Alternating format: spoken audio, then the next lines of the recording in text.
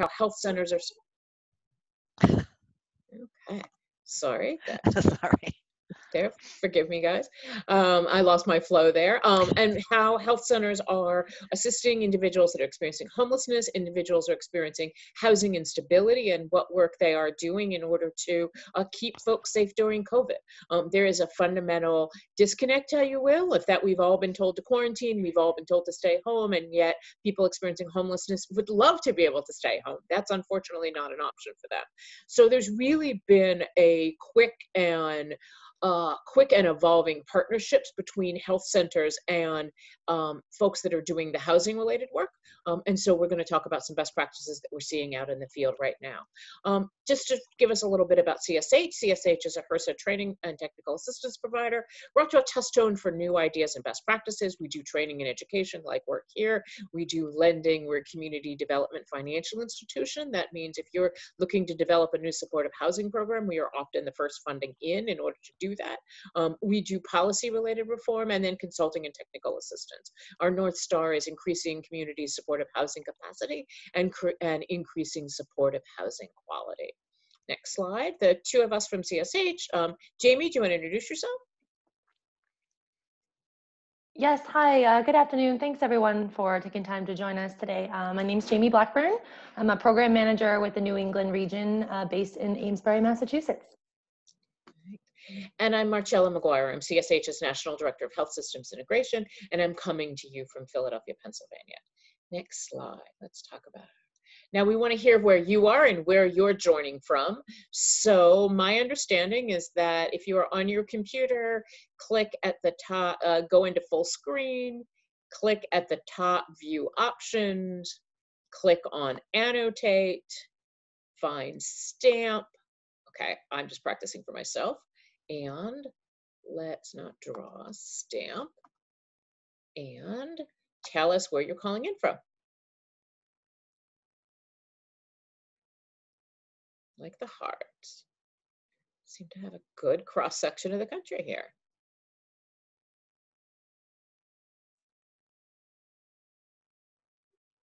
All right, this is great. Good to see everybody on their dots.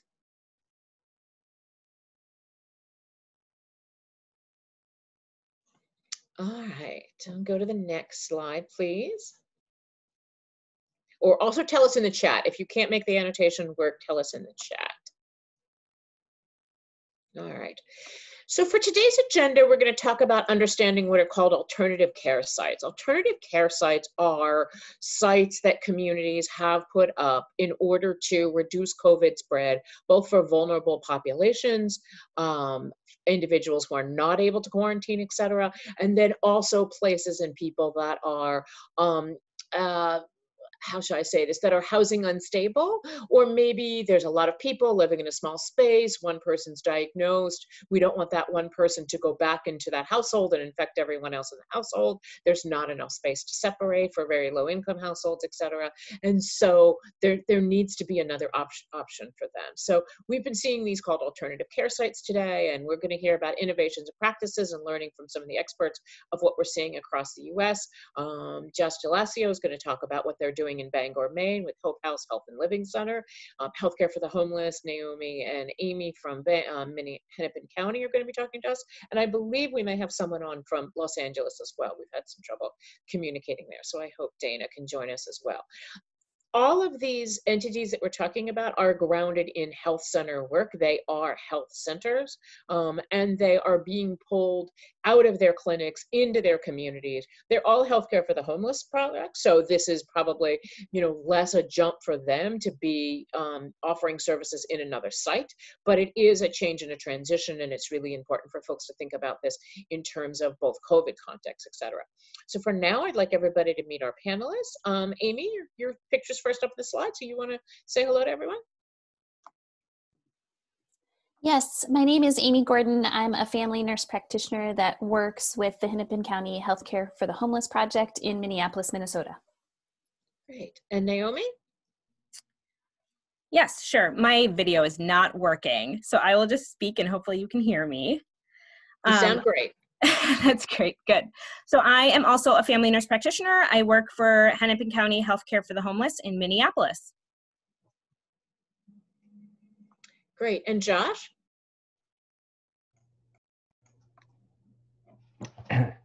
My name is Josh D'Alessio. I'm the director of the Hope House Health and Living Center, which is a community health center and low barrier shelter in Bangor, Maine. Great. And I don't know whether, back. I don't see Dana on, so I'm going to move on from there. Okay. Next slide. Thank you. So alternative care sites. What's really, really crucial and essential about these sites is that the partnerships are very much leading the way. I want to give a huge shout out to National Healthcare for the Homeless that has done just such an amazing job supporting from the very beginning days of the pandemic back in March or April, supporting, advocating for these sites to make sure that they happen, supporting these sites, and trying to connect all of you across the country who are doing this work, who are literally we're all making this up as we go.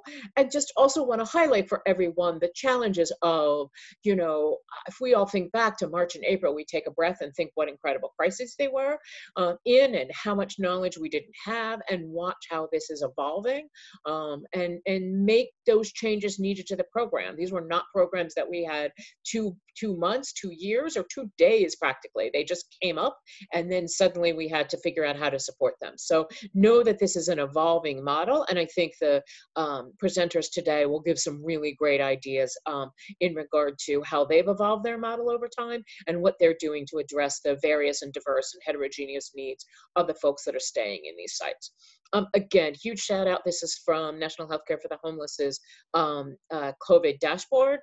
They're doing some really great work on telehealth. They're doing great work on collecting data. They're doing a huge job advocating that your community is really looking to, particularly in this really dark time of the pandemic, making sure that they prioritize and support unsheltered populations and the unique challenges that they bring, talking about medical respite, and then also having a COVID dashboard looking at testing and how we make sure that people who are experiencing homelessness and housing instability are prioritized for testing to keep themselves safe, to keep the community safe.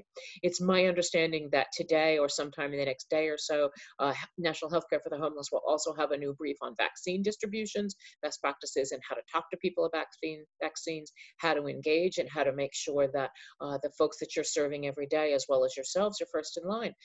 It feels like a really exciting day to be doing this. I don't know if folks saw, but we're seeing the first folks in across the country getting access to the vaccine. I know my headline that I got was a African-American healthcare worker receiving the vaccine, an African-American healthcare worker delivering the vaccine, and just the real power, because we know of how inequitable the impact of COVID has been.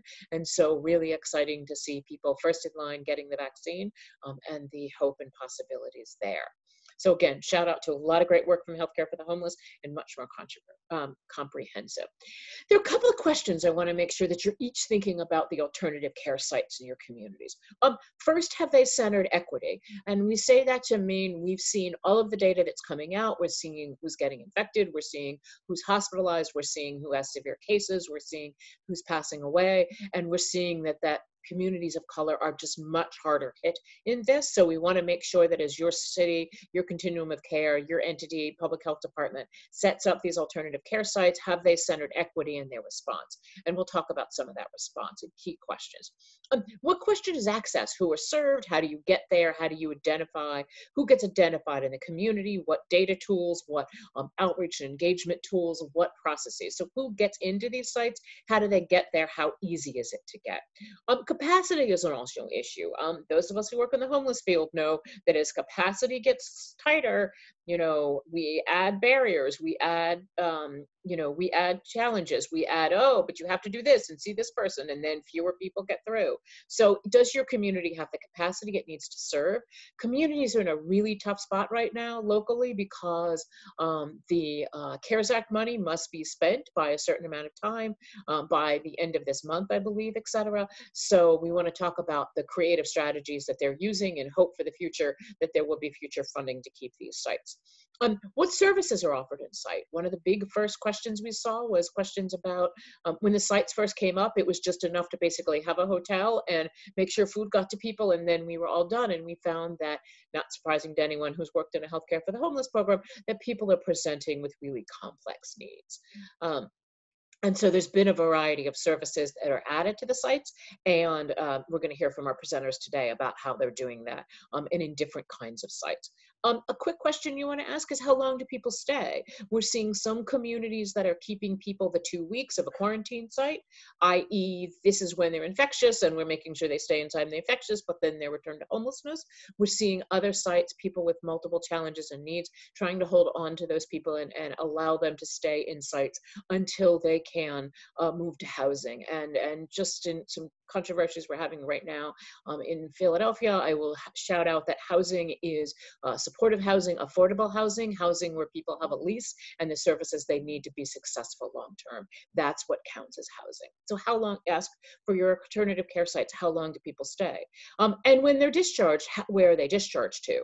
HUD's released new guidance on creating cohorts for a rehousing strategy, and we've got other upcoming work next year that we'll be talking more specifically about rehousing, but shout out to all of the HUD guidance on these issues. It's going to be really important that a site is taking a harm reduction approach, particularly to substance use. We imagine that people experiencing homelessness are going to have a higher rate than expected of substance use challenges, et cetera. The trauma of homelessness leads to a lot of that.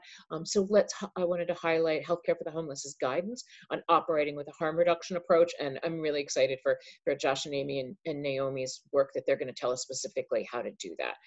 And then talk about discharged. Why might someone be discharged against their wishes? And where are those people discharged to?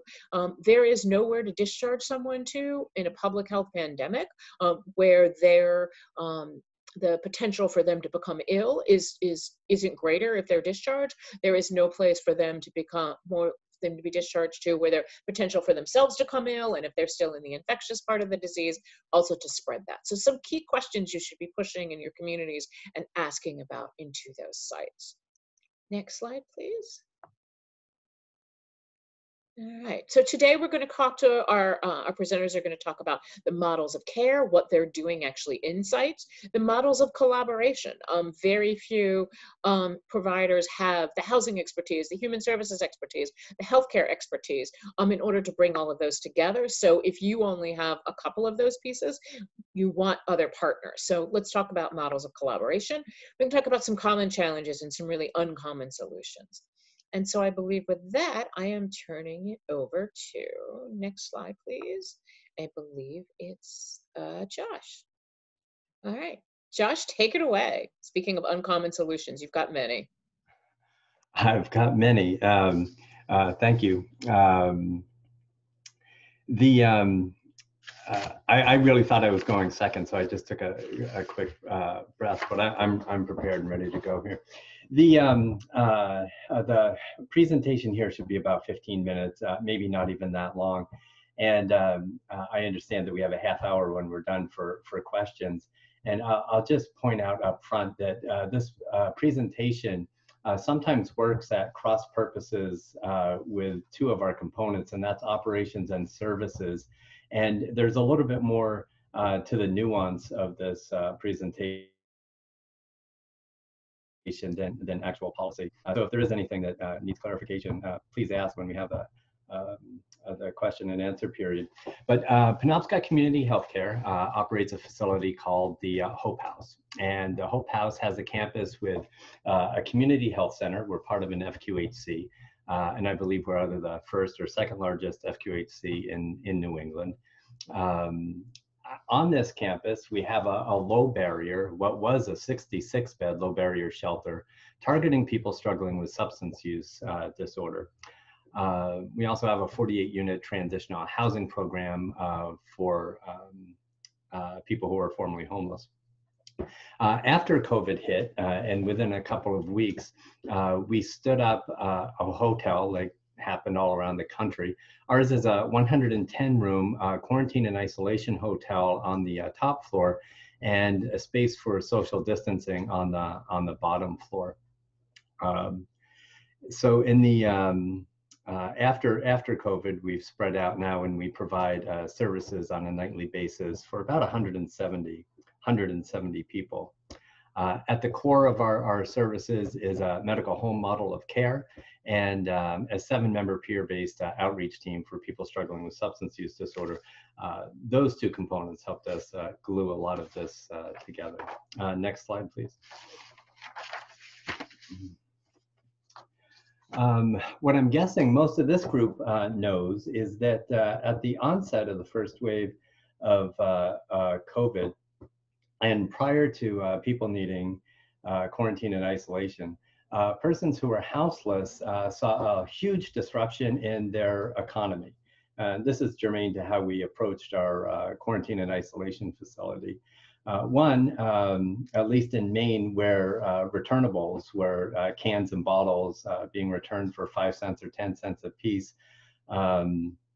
is a common part, or maybe even a backbone of the economy. If you're experiencing homelessness, that immediately went away. Survival sex opportunities went away. Another component of the economy, rolling cigarettes for a quarter or 50 cents a piece, went away, and so did day labor. So almost immediately, people struggling to maintain with their substance use and other needs suddenly lost all of that. And that's on top of having nowhere to go. Next slide, please. So when we experienced people experiencing homelessness in the community becoming positive or persons of interest for COVID-19 and needing a place to quarantine and isolate, we wound up immediately noticing that number one, everyone's human, and when you're told that you have to quarantine and isolate and you're not prepared for it and you don't have any money or access to it, coffee and cigarettes became an immediate concern. And obtaining that was difficult. But just a couple hours after that, anybody struggling with substance use disorder who was not sitting at a state of readiness for change, in other words, then pre-contemplation and not thinking about changing, maybe it hadn't crossed their mind, or maybe it had but not ready yet. Being told you have to quarantine and isolate in a room all by yourself and away from your social network, it wasn't time to change and go into a recovery program at that point. So we saw a lot of need that first night and second night and third night for people struggling with alcohol use disorder to acquire some alcohol so they wouldn't go into the DTs. Obviously one line of opportunity would have been a medically managed withdrawal in a hospital. But if you're not ready for that, then you're not ready for that. So taking a client-centered approach, helping people find alcohol became a concern, at least a top-level issue. Other drugs like opioids and whatnot, though clearly less deadly in the withdrawal process, painful for many people. And as people became dope sick, maybe air quotes for that, it became necessary to figure out how to manage that as well. Next slide, please. This is where we ran into a significant crossroads. Operationally, we have bounds and regulations to maintain that have some behavioral expectations and rules, like you can't bring a weapon on property, like you shouldn't have drugs or alcohol on property, and things like that. Those operational issues became a challenge for people struggling with substance use maintenance. So we took a bifurcated approach. And like we do in some of our other programs, and this is where the nuances kick in, we separated our operations from our services with a strict delineation.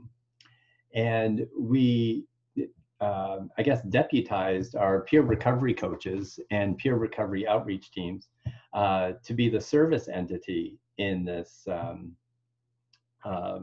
hotel, and separated them from all the decisions around operations, which means, you know, the group of people tasked with managing the rules of the hotel were separate from people providing services to make sure people could have access to what their needs are. So our peer recovery coaches and peer recovery specialists and peer recovery navigators went into the hotel very early on. They go in day one now, or day, you know, hour zero now, but at the beginning it took us a couple hours to figure it out. And they build relationships with people who have to quarantine and isolate. That's their primary function. Earn trust, build relationships, and then help people navigate their needs of quarantine and isolation. And it turns out that they also provide a significant amount of socialization opportunities. They connect everybody with a cell phone or a tablet or both, and are in constant contact with pass down for people who are in high needs. Next slide. So originally there was a big demand for tobacco and caffeine. I know if I had to quarantine and I didn't have coffee, I'd be in harm's way real fast. So some of the early discretionary funds we had were for caffeine. It was a little bit more difficult for us to buy tobacco, though that was a reasonably big need. In managing the needs of somebody quarantined and the needs of the community to keep people, you know, safe from others spreading the disease and keep people safe so that they could recover, it became obvious that as a health center, we had to provide access to tobacco products. Now, we planned and did all this way up front with patches and other harm reduction nicotine items, vape patents and whatnot. But if you're quarantining and in withdrawal from other drugs, I guess nothing replaces a cigarette. So we had to find a way to get the tobacco products, and we did it. We used some discretionary funds, and through our housing programs, we bought some tobacco. That led to some ethical challenges right up front, and funding sources, because oddly enough, there isn't any funding to go out and buy tobacco outside these discretionary benevolent funds. So we created two things. One is the drop zone. The drop zone is an amnesty area where people who are quarantining and isolating can have friends or family or other professionals drop off a backpack or a bag of things that they might need in this drop zone. They can then retrieve it, and we've got this complicated walkie-talkie process of clearing halls for people who are positive or persons of interest, where they can go out to this drop zone while we watch the bag on camera, and they can go get it and bring it back to their room. This solved the problem. This solved a big problem of us having to go out and purchase tobacco products and whatnot. We quickly found, though, that this drop zone only really worked for people who had established relationships with people on the outside and had somewhat of a social network and access to any cash. That was the only way to really get needs met. If you didn't have that, then you didn't have the same opportunities to have things dropped off for you to help your quarantine and isolation. So recognizing that there weren't any funds, we came up with a per diem rate for staying in quarantine and isolation. The rate we came up with was $7.50. Our state housing authority agreed with the need to provide a per diem to people quarantining and isolating who had no access to their regular economy and no access to cash to get their needs met, as somewhat of an encouragement to stay quarantining and isolating. So our Maine Housing, our state housing authority, provided us with that $7.50 a day, which we arrived at as being the average price of a pack of cigarettes, and not too much if someone were to have one of their friends buy some alcohol or a small bag of drugs. It would not be an amount that was concerning to somebody if they were to use in their room, that would put somebody in too much harm's way. So after putting those two programs together, and am I okay for time? I about 2-3 minutes. Thanks. After putting those two programs together, or those two components together, we established a protocol where our peer navigators do their very best to meet with people struggling with substance use disorder and build trust as soon as possible, and encourage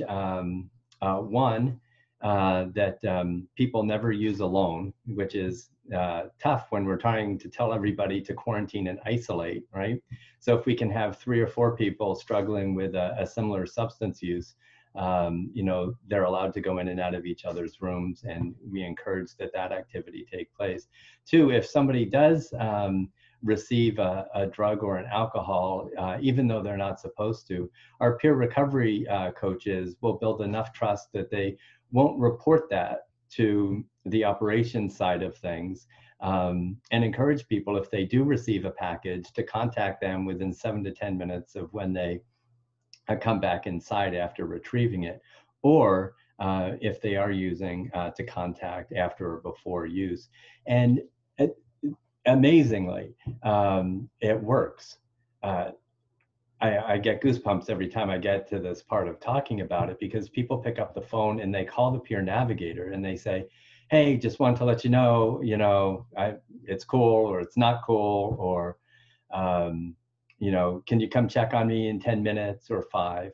I should add that we do provide everybody with extra amounts of Narcan. There's Narcan all over that floor, naloxone. And there's strong efforts made to help people choose a standing order that we have for Suboxone and connect people to methadone and other treatment opportunities. But in the end, if the decision is made that somebody might use, we want to preserve that trust so that we can prevent as many unnecessary deaths as possible. And knock on wood, we haven't had any. And whether that's, well, I mean, there's no arguing that that's good. Next slide, please. So that's where all the nuances kind of crash into each other. But some of the key components of the program that we put together is making sure that everybody has a phone with minutes. And if somebody loses their phone or sells their phone, we don't publicize it, we just get them another phone. We consider having access to communication more important, or as important as the roof over the head, a place to quarantine, and food. You know, after people eat, we provide them with another meal. And the population that we're serving here often go through phones. You know, it's something that can be sold, that has value to acquire other things, and sometimes broken. So we just provide phones, and maybe 3 phones is the most number of phones we've given to one person in this. So, but we don't make a big deal out of it. The per diem rate at $7.50 seems to be adequate. I'm sure it could always be more from anybody's perspective, but it seemed to work for us. A standing order of Suboxone is pretty cool. Of the 52 or 3 people who came through the program in August, 3 people chose to go on Suboxone and previously weren't. I consider that like a huge success rate, because I can't go out and do any outreach to 50 people and have 3 people say yes. I mean, that's, so I think that's a success. Peer recovery coaches with strong supervision and training is another critical component. We're walking a lot of ethical bounds with this, and 1 hour a week individual and 1 hour a week of group supervision, I think, was absolutely necessary to make sure that we were staying on track. Agency support was hugely important. I'm not sure a lot of organizations have an appetite for how close we are on some of these bounds, but I'm grateful that PCHC is of that mindset. And the last component is that it can't be business as usual, period. We're in the middle of a pandemic and in the middle of an opioid epidemic, and those two crash really hard when you need to quarantine and isolate. And there's more than just the consideration of the person before you. We're dealing with a public health matter at the same time. And I think if we're going to be successful, we have to think outside of the box and walk right up to those bounds. That's all I have. So thank you for listening today. And thank you for the opportunity to present. Well, thank you so much, Josh. I'd like to just comment from the chat. We had a comment from Maurice saying, really like that per diem component. It almost makes too much sense from my perspective. Thanks for sharing. So clearly, I think some of your approaches are resonating with a few folks in our audience. And please keep your questions and comments coming in the chat, and we're happy to shout them out.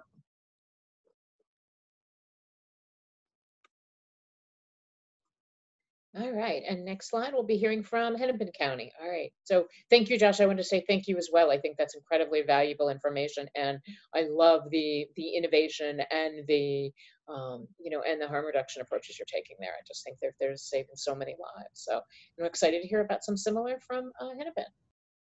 Amy, Naomi, I'm not sure who's next, Amy or Naomi. I think I go first. All right, you can go to the next slide. We'll start there.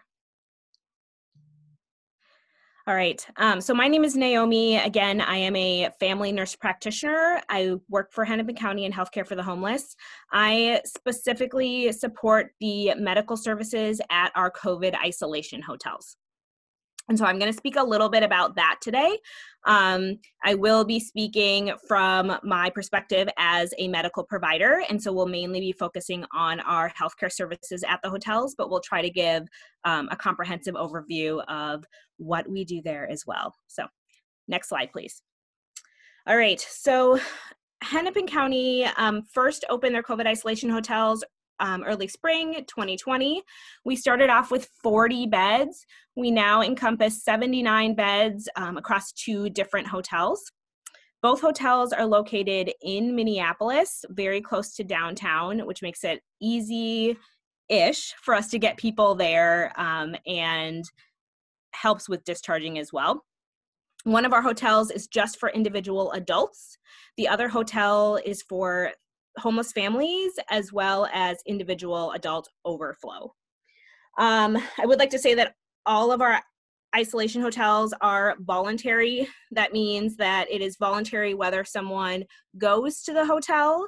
It is voluntary whether they stay throughout their quarantine period, and they are technically able to come and go while they are isolated, although we do really encourage a true isolation.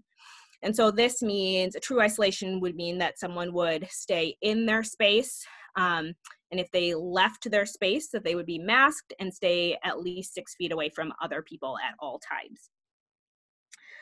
Isolation within Hennepin County is mainly due to homelessness. So this means that the people who are being isolated at our hotels don't need a higher level of medical care and are staying at our hotels because they do not have another space to isolate. Our model of care involves on-site staff and virtual staff. Our on-site staff currently are mainly contracted shelter service providers. So their job is to run the hotel.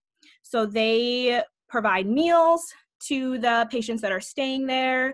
They also meet other basic needs. So when it comes to needing clothing or answering questions or helping with maintaining space or laundry, those kind of things. They also communicate needs to us as they arise and as they are notified.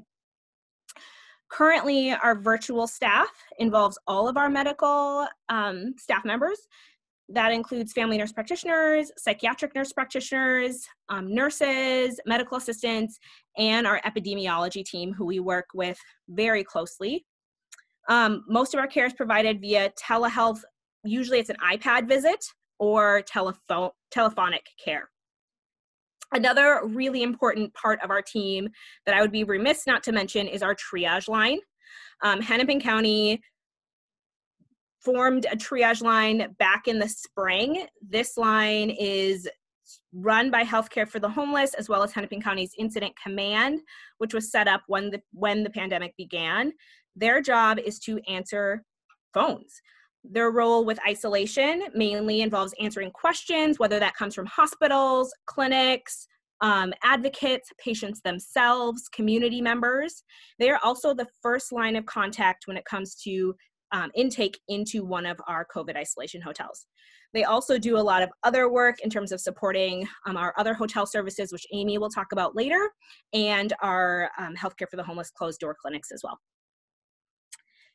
You can, and I just wanted to say, in terms of just the foundations of our isolation as well, we have had 527 total cases or people isolated in our hotels, our isolation hotels, and have had 270 positive cases since the pandemic has begun. On average, folks stay in our hotel for around 10 days. So through a normal isolation period, we do have people that stay longer. Most of the time, if they are discharging before 10 days, in most cases, it's because they either choose to leave or are asked to leave, so separated. And I can talk a little bit more about that in a bit. So in terms of isolation intake, like I said, that first point of contact is often the triage line. Usually it involves two different scenarios. So either a patient is calling themselves, or a hospital, clinic, advocate is calling for a patient. People either are calling with symptoms of COVID, or after a COVID test that is pending, or after a known COVID positive result. The triage line nurse then will screen the patient, determine that they do need isolation, and then they will confirm their homeless status. And so when we think about homelessness, this means that a patient either is homeless in the sense that they don't have a place to formally stay, or that they do not have a place to isolate. So we will get some people who were staying at their mom's, but they cannot isolate at their mom's house, or people from shelter. And so that intake nurse verifies those things and then assists a person to get intaked into one of our hotels and with transportation to the hotel. Once they are there, I wanted to talk briefly about some of our medical services that we are able to provide them. So oftentimes the first point of contact is a nurse intake. And so this will be done via telephone. The nurse will often call. Their main goal is to get a brief overview of who the patient is, what some of their medical needs might be while they're there, what is their symptomatic status, are there any emergent needs that they might have, do they need mental health support, do they need substance use dependent support, and how might the trajectory of their time in isolation be, and how can we support them? So this is all documented in our chart and is then forwarded to whoever the next point of contact might be. That might be me as the provider, it might be the mental health providers, it might be epidemiology, but who is able to meet those initial needs of patients coming in. Every patient who is staying in our COVID isolation hotels is called daily for a symptom screen. This is done by nurses or medical assistants. They will ask them about COVID symptoms. They will also ask them if they have any additional medical needs that need to be addressed. Often these would be, I need a medication, or I want a mental health provider to contact me, or I don't have any clothes. Can someone help me get some clothes?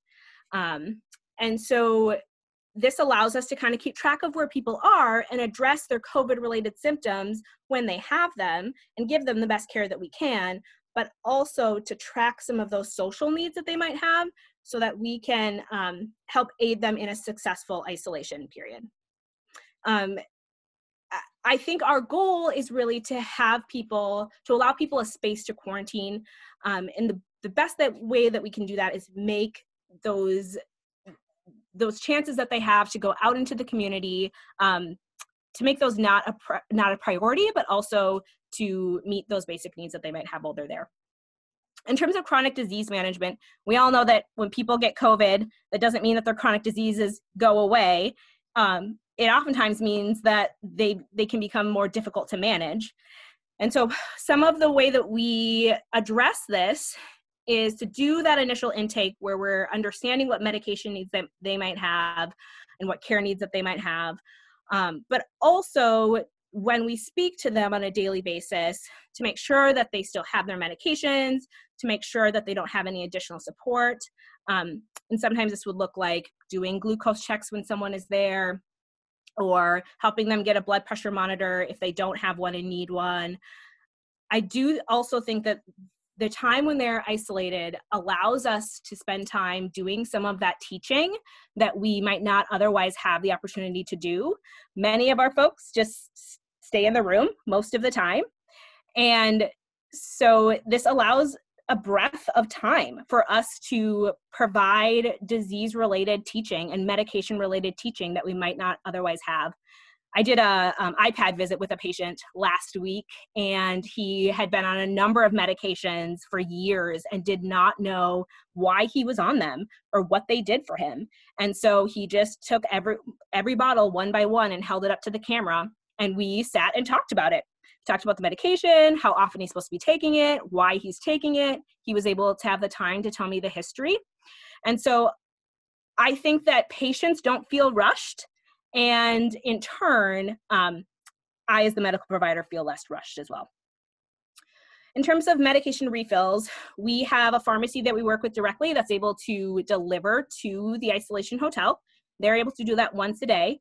The staff on the ground at the hotel also can act as runners, and so they can physically go pick up medications from pharmacies out in the community if we need them to. And this has been a major asset of our ability to keep people on their medications, keep people stable during this period of time. Mental health. Healthcare for the Homeless has developed a robust mental health program virtually since the pandemic began. We have a number of psychiatric nurse practitioners who are able to see people via telehealth.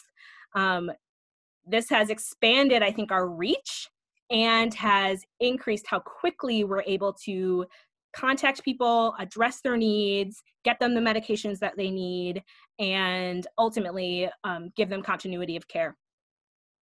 And so we are able, as providers and nurses, to just reach out to them, and they're able to call patients directly in the hotel and have the same information that we do with chronic disease management. They're able to gather much of that as well when it comes to mental health, and they're able to take the time to really meet with their patients.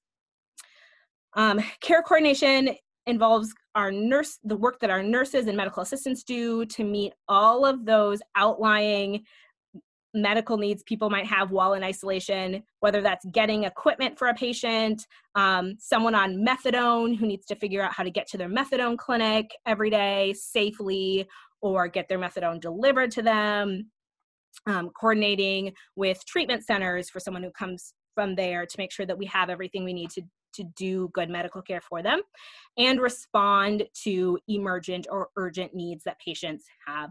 We do have care coordination nurses on 7 days a week, and so they work weekends as well to address those needs. Discharge advocacy. We have been on a journey with discharge throughout our isolation hotels. What we have learned is that if we can start thinking about discharge from day one, so at that intake visit, if we can start asking questions about what patients envision for their discharge, it allows us to start thinking critically about what that looks like on our end and start advocating for the safest discharge possible that we can. When we have not done this, when we've given, a day or the same day to figure out where people will go when they're discharged, our ability to advocate for safety has been incredibly limited. If we are able to take the time to think about what's happening and what's available to them, we're able to advocate for hotels when it's appropriate, or figure out whether they can go back to a mother's, brother's, friend's house if that's where they're desiring to discharge. And it allows us to think about their COVID care in the sense of, is this a safe place for them to go disease-wise once they are done with their isolation period? I also think it allows patients to start thinking about what discharge looks like for them. I have had numerous calls where I am preparing to discharge someone, and the 10 days have gone so fast for them that they have not even been considering that today or tomorrow is the day that they're leaving. And so I think it allows discharge to be less jolting for them, and allows for a smoother transition. We also have a low barrier method in terms of providing substance use disorder care and counseling. Again, this can be done virtually. We have a number of family nurse practitioners and psychiatric nurse practitioners that are Suboxone waivered, including myself, to try to increase access to our folks staying in isolation. We also have a licensed drug and alcohol counselor who is able to do Rule 25s via telehealth and follow patients once they leave. And we are just starting to add into our intake process conversations about specific substance use disorders and plans for the future. If someone is really looking for some sort of treatment, maybe not interested in detox, maybe doesn't need to be hospitalized and isn't going through severe or moderate withdrawal, we can start planning that stuff while they're in isolation, while we have them there. So that's just a little bit about what we do from the medical perspective. I am going to turn it over to Amy Gordon, who's going to talk about our senior and high-risk hotels.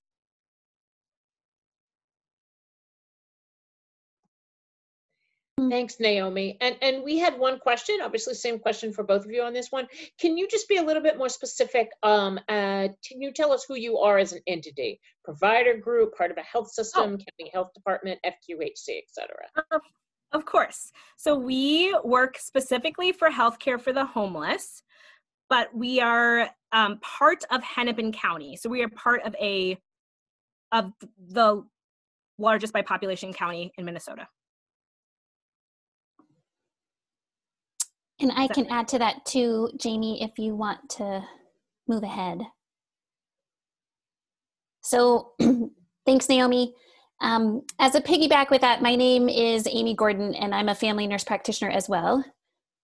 Naomi and I work together. And to follow up on that, we are part of, so our project, the Hennepin County Healthcare for the Homeless Project, is a small entity that is inside our public health department in Hennepin County. So we are just a portion or one small project within our large, grand public health department in Hennepin County, which is one of the largest counties in Minnesota, specifically encompassing Minneapolis, but then also surrounding suburbs as well. So my portion in this is to specifically talk about other hotels that we put up at the beginning of the pandemic. So starting in March, we started 2 senior and high-risk hotels that are on the southern border of Minneapolis into one of our suburbs called Bloomington. And this was all Hennepin County, the public health department as a whole, that has leased these 2 particular hotels in this one suburb. And then the Healthcare for the Homeless project, so in which I am part of, helped to develop various criteria for the folks that were going to then be moved, provided they agreed to be moved, from shelter specifically in the beginning into one of these hotels. And so I was part of the team of folks that came up with the eligibility criteria to move folks from the shelters into these hotels early on. So early in the beginning stages of the pandemic. And the criteria that we developed came a lot with working with other stakeholders in our community and community partners, with Minnesota Department of Health, with guidance from the CDC, but then also the human service sector, as well as the our other community partners and shelter service providers that were within Hennepin County. So our elderly population was our first criteria of folks that got moved to these two hotels in particular. So 60 plus, and they are single adults. So I should say that specifically, these two particular hotels are for single adults as well. So if you were 60 or older, you met eligibility criteria provided you were in agreement to wanting to move to one of these hotels.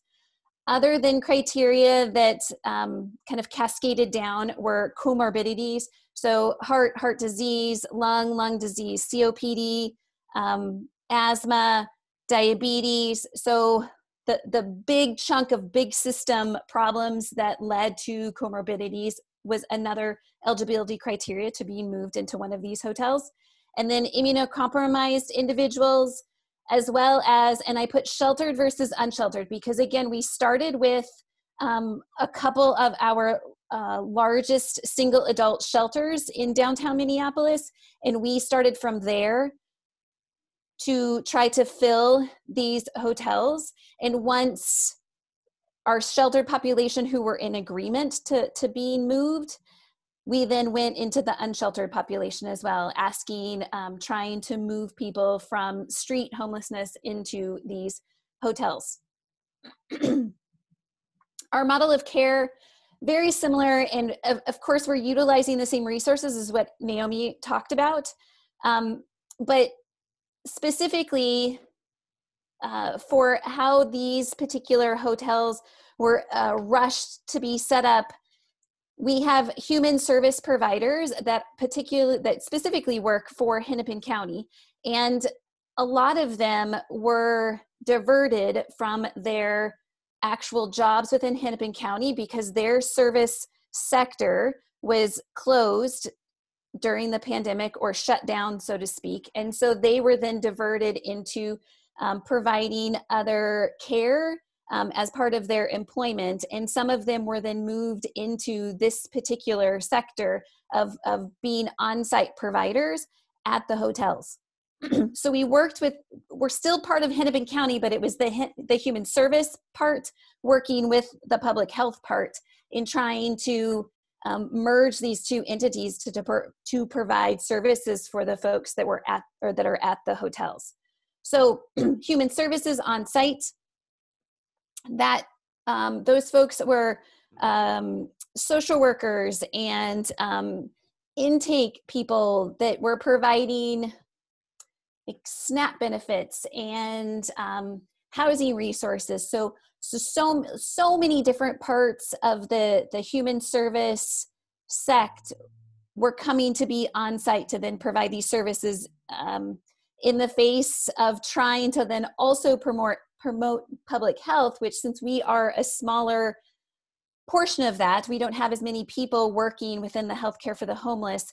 We then provided a lot of remote services and trying to provide education not only to the people staying at the hotel, so the clients, but also for the human service people that were then providing the on-site services there as well, providing guidance, helping them to ensure that we weren't using communal spaces inside the hotel, and that they definitely were staying 6 feet apart, and they were wearing masks, and there's only a certain number of people allowed in the elevators going up and down. I mean, it was definitely a very great learning curve for a lot of people early on in the stage, and it's still a learning curve to this day because a lot of the on-site service providers rotated in and out every 2 weeks. So every 2 weeks, we would get a new group of human service people to be on site to work with the clients.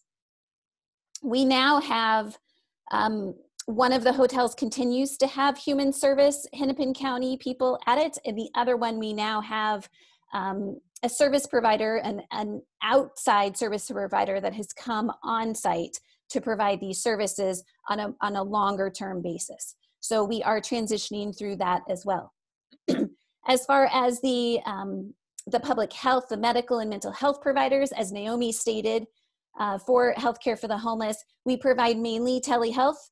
visits with video conferencing through iPad visits. We have sessions that are developed during the days. So at least 2 days out of the week, we have 4 to 5 hour chunks during the day that are specifically for medical visits that clients can sign up to have a medical visit.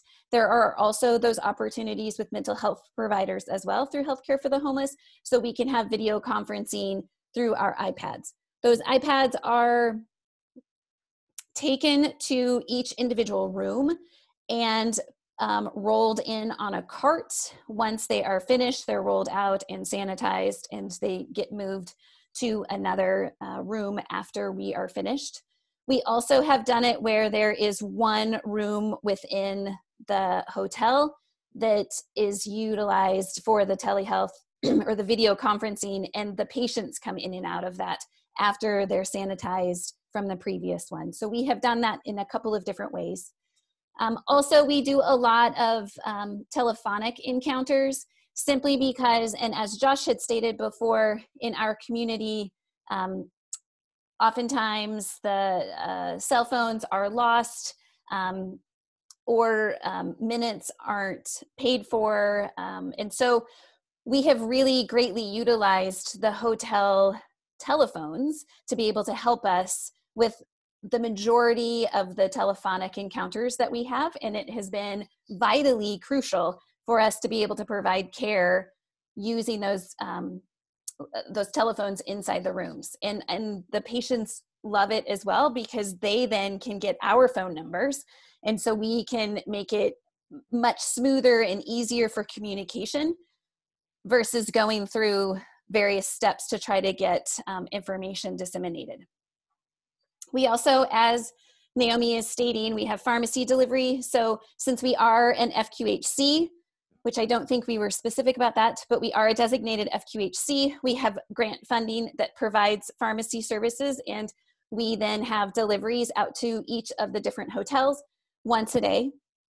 I also am able to utilize community partners such as community paramedics that are through our Hennepin Healthcare system. So it's our large medical system in downtown Minneapolis, and I can utilize community paramedics to go on site to do COVID testing, influenza testing, point of care labs. They also draw labs or INRs if I need to help monitor somebody's INR if they're on Coumadin. So we have access to that. We also have a program, so part of HRSA, I'm also the provider that does the respite management or medical care within our respite. And so we do targeted visits now. We have transitioned from our typical respite in one of our largest shelters in downtown Minneapolis to out at the hotels. And we have targeted visits for nurses and licensed social workers and pharmacists that are either on site or do telephonic or video conferencing with patients to be able to provide those services as well. Next slide, please. And then I wanted to just kind of highlight several things that I find as being challenging, ongoing challenges, things that we have learned, as well as successes and opportunities throughout this process, as it seems like it's not going anywhere anytime soon. One of the largest challenges early on and still to this day is the location of these two hotels that we put up really early on. And hearing that the majority of our patients are coming from downtown Minneapolis and now being moved to a surrounding suburb, a lot of our folks don't have access to various services and needs and buses that they know or know how to get in the new location that they are in. Both of the hotels are right next to pretty major thoroughfare highways, and there aren't a lot of other businesses near the hotels. So even like basic things like getting to a post office or going to a pharmacy, excuse me, they don't have access to that. And some of the the actual shops that are near one of the hotels have also complained about the clients who have been coming and going in and out of their businesses. So that's been a challenge. But on the other side of things, the opportunity and the success of actually moving these high-risk individuals out of congregate living into individual spaces where they have their own bathrooms, they have meals provided to them 3 times a day, they have access to medications, that has all greatly improved the virus mitigation. And as Naomi had presented the numbers before, pretty significant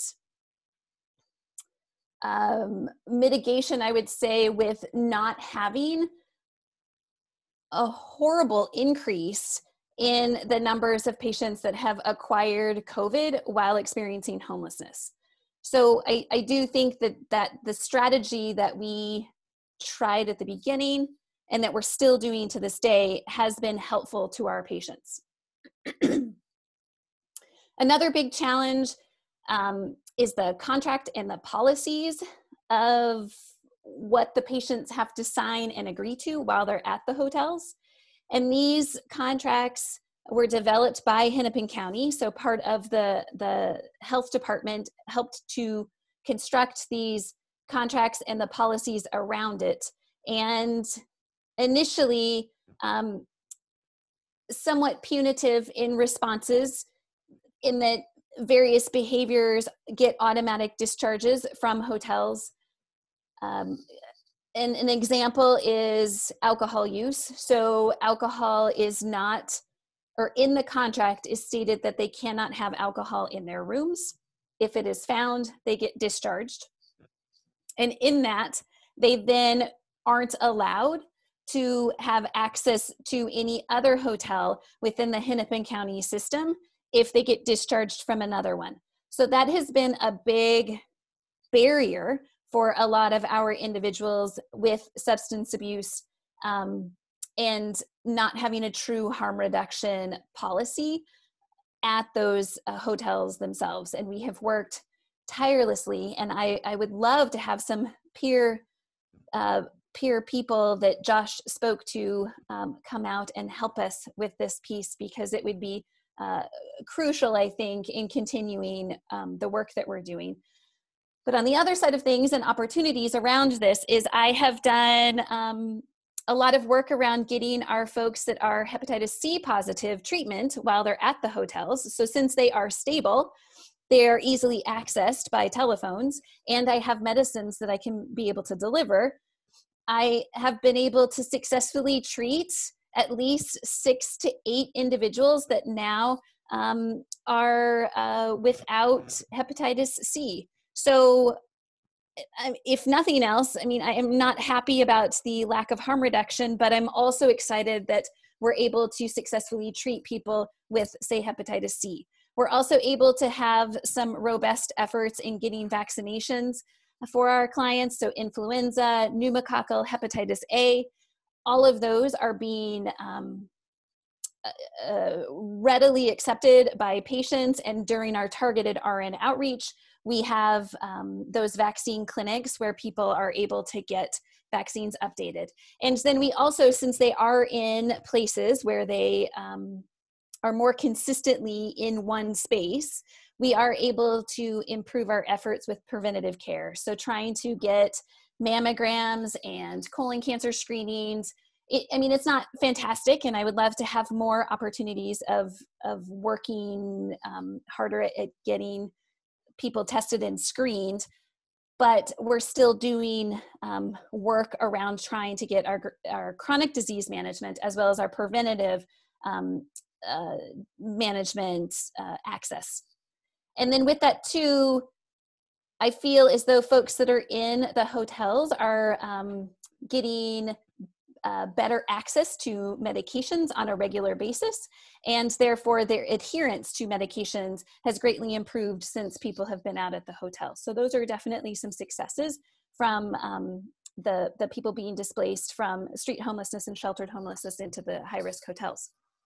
I spoke a little bit about the no tolerance substance use policy. As Naomi had said too, we do have people. We have Suboxone waivered providers who are able to provide Suboxone, in which it also can be delivered through our pharmacy. So that is a great service that we can provide. We do have our people who can do the Rule 25s as well. We do offer opportunities for treatment if that is something that is within people's desire during this time as well. So, we are working around and trying to offer services. It's just the lack of harm reduction that is the biggest challenge at the hotels. And then the other big thing that I wanted to highlight at the end of all of this is our Hotels to Housing project that now is underway. And we have anywhere between 100 and 150 people at each hotel. And that has been kind of ongoing, revolving since the beginning in March. And therefore, it's around 300, 350 people that we are medically managing out at these hotels. And it has now come online that we are doing this Hotels to Housing project where all of these individuals that are currently at the hotel, the goal is to have them housed in an appropriate housing situation, as Marcella had mentioned before, in that it's either GRH funded housing, it is group home, it is assisted living. So whatever the person's needs are, as well as what their desires are, we are helping them. We have licensed social workers that are helping to then place them into housing versus having them go back into shelter or street homelessness. So that's a big win in our world within Hennepin County to try to get folks housed from these senior and high-risk hotels. Next slide. I think that's done. All right, so we've got a couple of questions in the chat that I wanted to bring up. And this, Amy, this could be you, for Naomi, for Josh. Love to hear what all of you have to say on this. First one is, on average, how many telehealth visits do your providers do a day? Amy, definitely for you. Yeah, I can take that on. So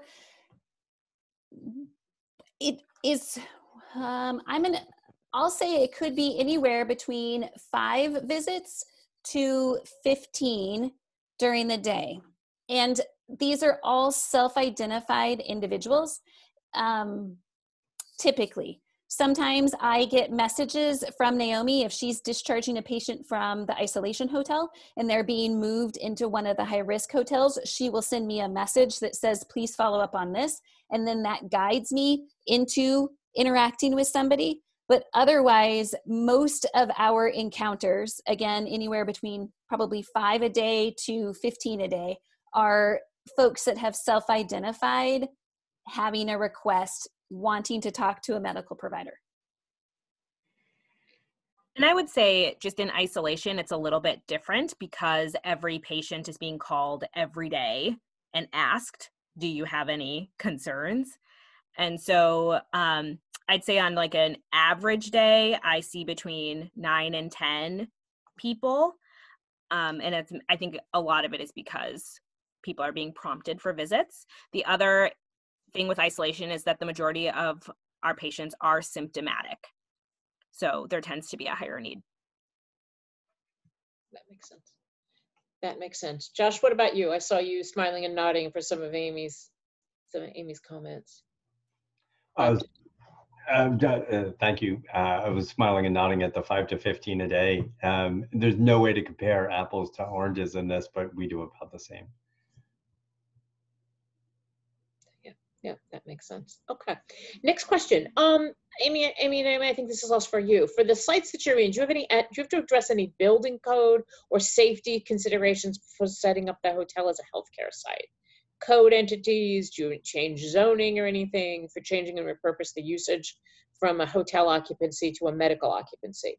And that was the question. I'm not sure that you're changing it from a hotel. At the end of the day, it's still short-term housing, it's still a hotel. There are just these extra services layered on to a hotel is how I might frame it, because I know one of the things I always try to avoid is any way possible is going near the zoning board. Yes, so I mean, that's not really in my wheelhouse, knowing that I'm a medical provider, but I can tell you how the hotels are looked at in the eyes of, say, the health department, is that they are apartment style housing. So, I mean, they don't all have their own separate entryway, but they have their own bathroom, they have their own space, they have their own bed, they have a refrigerator and a microwave. And so therefore they are considered apartment style housing. And so as far as I know, and again, I'm the medical provider here, there's been nothing addressed about coding. And since we are providing the majority of our medical and mental health appointments, telehealth and video conferencing, we don't have a specific room that is used just for medical purposes. And I can say that definitely I'm not an expert in this area, but it seems like I spend 100 hours a week in this area. We only just got insured under this on Thursday or Friday last week, and we've been doing this since the beginning of April. There's a lot of nuances. My general take, if it helps anyone, is that it be approached from a homeless perspective. And we actually ended up, without going into the weeds, with two groups, a group one and a group two, following two different definitions of homelessness under two separate rules in our funding mechanism. Because ultimately, when you boil down through the CARES Act money and the ESG and COC funds that are converted into FEMA funds, nobody knows what's going on. But if you take it at face value and provide it from a homeless perspective, right, and provide it as we're providing a subsidy for you to live in this unit, and this is your unit, you end up with a whole lot more autonomy and person-centered approaches than you can if you structure it as a shelter and as a program where people have to enter and follow all the rules and expectations that, you know, a homeless shelter and ESG program requires of that's required from HUD, and then layer the healthcare on top of that as if it's home health, right? I mean, our care managers and transition nurses and whatnot are accustomed to going out when people come out of the hospital and go home, or going into the hospital to help that transition. And that's the way we chose to approach it. So our care managers and health coaches and people and other providers that are doing the telehealth are doing home visits. Though I understand that a portion of what we do is in scope, and HRSA has been very, very reasonable to work with in all of that. But it gets complicated when you look at everybody's rights. But I think that's the least complicated, is having that hands-off approach and then doing the home health. Yeah. That certainly fits with I'm going to jump to one of our other questions. Can folks talk about reimbursement aside from grant funding, bed rates, Medicaid billing, hospital MCO relationships? I put in the chat National Healthcare for the Homeless's Council paper on Medicaid and managed care financing approaches for medical respite. I think that would be a good paper for folks to think about. But for you two, share it with us billing wise. What's going on from the financing perspective? I see that you're still muted, so I'll hop in. We're, for all practical purposes, 100% grant driven. Right now we're operating under the FEMA funding, so we're in large part. The state is operating in large part under FEMA funding. We're still using CARES Act funds to stand up the hotel and to provide all the operational support for it. The remainder of everything that we do is really home health, and that's billed the same as if people were transitioning and quarantining in their own homes, or quarantining in the shelter as is. It's just 100% telehealth.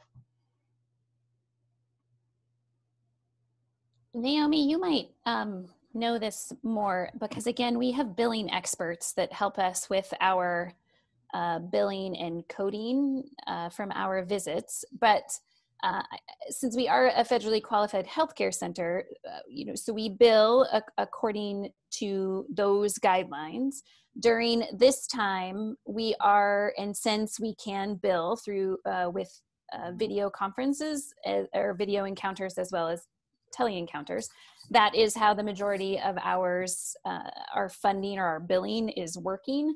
And we have specific phrases that we use and we base it on time. So all of our visits are based on time versus like what we're actually doing, which is how we've had to bill in the past. I can tell you too that since we are grant funded as well, my salary right now is coming from CARES monies that is coming into Hennepin County versus how it was previously. So I do know that that has switched as well during this time, knowing that I am specifically medically managing the high risk and the senior folks that we've displaced. And just to add to that, we do have a low barrier method to getting people on in contact with a MNsure worker. We actually have a specific, they're able to call our triage line. So that's another way our triage line works is they're able to call them, press a number 3 and get directed directly to our MNsure staff, who is part of our Healthcare for the Homeless team. And oftentimes, if there are no outliers, she's able to get people on insurance within 24 to 48 hours. So that is a major asset to the way that we're able to function and provide our medical care and for our project to get reimbursed. Can you, MNsure, that's not a term I'm familiar with, so my guess is it's a Minnesota specific term. Yeah. Yep. Yeah. So that's just the name for our like Medicaid program. Okay. So it's like a benefits counselor who's helping people, screening people and helping them determine what it is they're eligible for. I always make a distinction between people that are eligible and people that are enrolled. My guess is you're finding a lot of people that are eligible, they have the characteristics, but they're not enrolled. They haven't signed up. There's, the chaos of life on the streets does not do well with the Medicaid bureaucracy. Yep. Yeah. And especially, health insurance. Yep.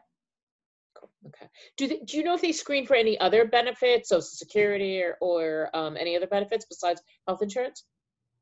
So we do also have social workers who work specifically with Social Security and help guide that process as well.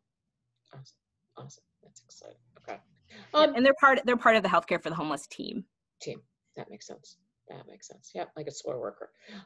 Here was another question. Can the presenters discuss how the emergency responses might evolve and continue to the future? How and where do you see these projects and processes going? I see for some people, particularly in Minnesota, you're working to identify housing-related resources and move people on their forward. But how else do you see what you've learned here bringing into the system, bringing in knowledge to the system? Wow, that's like answering all the silver linings of COVID-19 all at once. There's a ton. Some of the things that have spurred from standing up this hotel in the greater Bangor area are discussions around safe injection sites. I don't think we're there yet, not even close, but we weren't even close to having that conversation before. We have the transportation barriers coming down. All of a sudden now everybody is aware what happens when a marginalized population is unable to get to a methadone treatment program or to their Suboxone or to get their medication period, any form from the pharmacy. We're finally able to have conversations where the rubber meets the road. We've long held the principle that the next available service is for the most vulnerable person. But that hasn't always played out in our community, where the person with the cell phone or the loudest care manager advocate gets that person to the next available resource. We stood up a triage and diversion line that matches vulnerability through a vulnerability assessment with length of time homeless for our next available resource. And so that principle is now playing out. I think it travels on. Homeless shelters. I've run a homeless shelter for a long time, and I think that congregate living, mass shelter is the most ridiculous thing we do to grown adults on the planet. And now everybody is seeing that, right? I mean, the difference, and the choir's on this call, but the difference between pulling somebody out from living under a bridge or living in an encampment and bringing them to the shelter, a mass shelter, versus bringing them to a hotel where after 2 or 3 days, the cobwebs can get wiped out. You can take a shower in your own shower. You can get some makeup on. You can put some clothes on. The difference in the amount of dignity you provide somebody when they have their own door to shut and their own telephone to call. You know, one of the earlier conversations when we were putting people in hotels with local emergency services was that people were calling the emergency services for things that, and there were complaints about this at first, right? But this is a civil liberties issue. Right now, people can actually call when they're being abused, when before they couldn't hold on to a telephone or charge it in an encampment and whatnot. All these things are coming to light, and it's going to change our system for the better forever. I hope that one of the things that goes away is mass shelter. The proof is just in the pudding and looking at somebody's face. So I could probably hog the rest of the 7 minutes, but those are my initial thoughts. They're good thoughts, but Naomi and Amy, we'd love to hear from you too.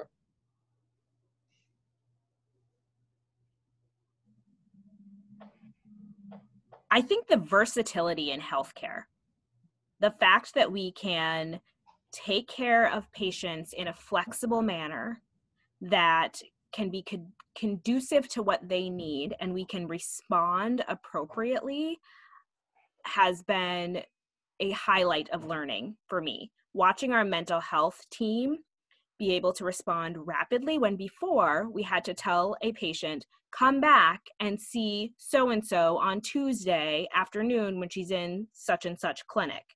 Where now we can have this psychiatric nurse practitioner call a patient within an hour, meet the needs that they have.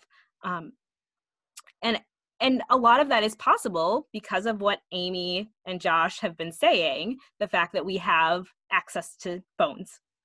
And so I think that it is a snowball where we provide access to a more dignified way to shelter, we provide access to phones, and then we're able to provide a form of medical care that is able to meet people where they are and be flexible when they need it.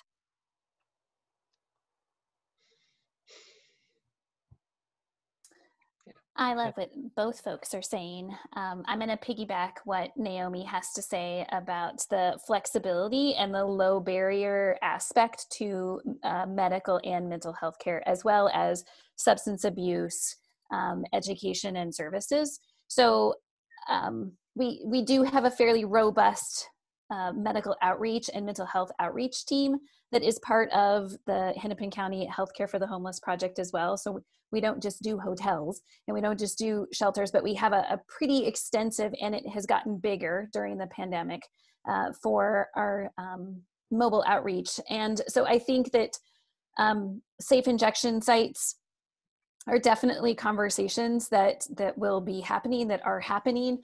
We do have people who are working on our HIV and hepatitis A epidemics that are happening around our city as well. And so we're doing a lot of really great efforts around those specific illnesses and diseases and transmissions and education as well. And I think, and I would put in a plug too with homeless hospice, which I think is something that is pretty vital, that is necessary, specifically talking about people's autonomy and decision-making and dignity around their own health and health journeys. So that is something that where I would like to kind of forge into in the future as well, knowing that we need to be able to provide people spaces with and choices of what they want to have happen with their own health journey. That's great. That's great. All right. Well, I think we're through the questions, and I just want to thank everybody, particularly thank our presenters for taking time out of their incredibly busy schedules and sharing their really valuable and helpful and knowledgeable information. And I just want to thank each of every one of you who are out there supporting hotels, supporting people in your communities throughout this pandemic. We hear again and again how healthcare providers are just going above and beyond. We know that that's what you all are doing as well. And so just really want to say our thanks for helping keep our community safe, the vulnerable members of our community, and just our communities as a whole in public health, from a public health and population health perspective. So thank each of you very much. I hope this was valuable and great learning. I know I got such a great deal of learning from all of our presenters. So thank you all. Thank you for having me. Yes, thank you so much. All right. Thanks, everybody. Have a good afternoon or morning. Thank you.